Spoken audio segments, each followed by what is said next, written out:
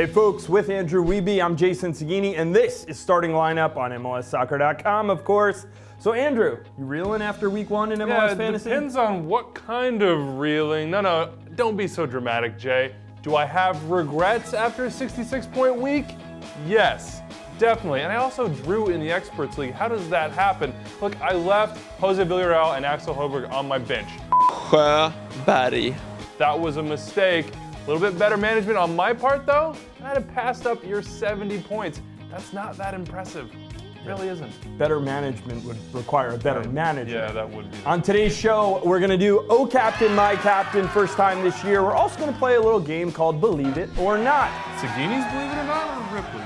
Yeah, Segini's. Okay. Let's get to a few questions that came in first, and the first one comes from Kev Huang in the comment section of our last video, my last video. Is Maxi Urruti going to be a sub all season? Well, as Kev pointed out himself, Maxi was second in MLS last year in goals per 90, behind only BWP, 0.76 every 90 minutes. That's pretty impressive. Now, does it make him a starter? I don't think so. Put it this way, number 4 on that list, Chad Barrett, super sub himself. And I think with Fernando Adi on DP dollars and likely to occupy that lone forward role for the foreseeable future, barring, of course, a dry spell, I think Urruti's probably a watch list guy. He's probably a sub for now. All right, I'll go with what he says. Next question comes from Derek Torres, and he says, what should be done with Brian Rochez, the Orlando City designated forward? Drop him or keep the course with this young designated player? Now, you said designated player. There's another DP up top for them, and that's what makes this a tough one. Carlos Rivas is similar to Adi. I think they're both on big bucks. They've got big expectations, and I think they have a place in the 11 for the foreseeable future. The thing is, it's not like Rivas tore it up. Derek saw that. I saw that. I know you saw that, Jay. But I don't think Adrian Heath drops him immediately. What's your thoughts on that? I mean, look at it this way. Rivas missed a ton of the preseason with Orlando City, and Adrian Heath liked him enough to get him in the lineup for the first game anyway. So he's going to go with his guy. I think he really likes Rivas. Now, the question is, when does Rivas move back into the midfield, into that Lewis Neal spot, and then have Rochez play up front? It will happen at some point. Yeah, here's what I would do. If you have the budget to hold on to him, maybe not if you're on that studs and duds side. I think you hold him and then you watch those lineups. You set some alerts. If he plays, you push him in. If not, he stays on the bench. Maybe pick him up later. Look, if you got to move him, Jairo Arrieta, Robbie Finley, those are kind of similar priced players that I think can fill in for you. All right, A-dubs, now for a little Segini's Believe It or Not action.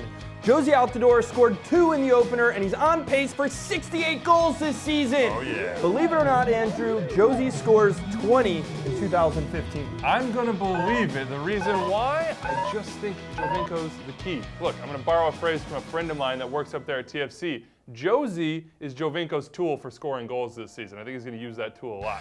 All right, Dempsey and Oba combined for 3 goals and 2 assists in Game 1. Believe it or not, they both finish in the top 5 in fantasy scoring. Let's see, Jay. Valeri out till May. We know he's a guaranteed top 5 if he has a full season. I still want to say no to this, but then I replay that 3rd goal against the Revs, and I believe that they will do it. Gold Cup be damned.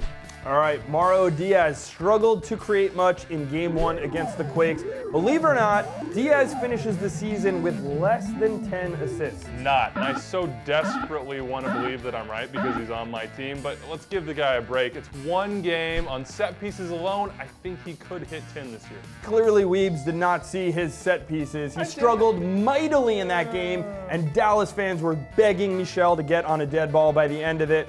Final one, youngsters and fantasy bargains, Amadou Dia, Kyrie Shelton, Jose Villarreal, they all looked good in week 1. Believe it or not, Andrew, they all start in week 2. So we got to go all 3, which means I'm saying not, because I don't think Shelton's jumping into Crisis 11 this quickly. I think they stick with Nemec, but if he doesn't perform, I like the chemistry between Shelton and Villa, so I could see him jumping in down the line. Only thing I'll throw out there is that they could start him in Mehdi Bellucci's spot. Also, he's played a lot on the wing for them in the preseason. Okay, it is time for our first Oh Captain, My Captain of 2015. So Weebs, why don't you lead it off? Yeah, captains first, am I right?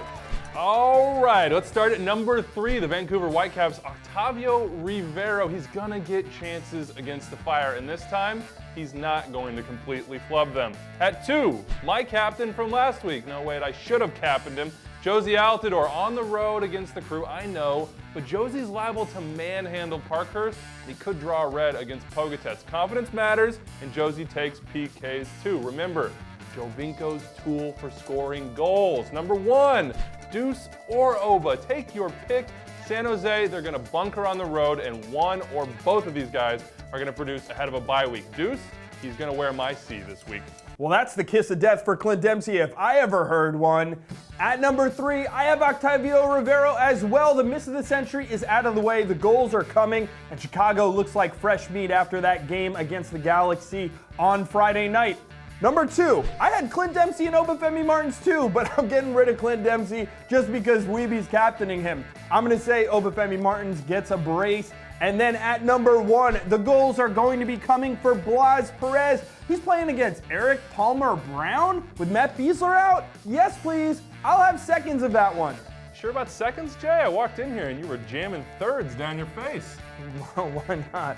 And I'll take thirds of Blas Perez as well. All right, that is all we have for today. Go ahead and sign up for the fantasy game if you haven't already. And if you're playing already, be sure to get your transfers in before the Friday deadline. Also, check out all the great fantasy content on MLSsoccer.com under the fantasy tab on the homepage. Enjoy the weekend. We will see you next week.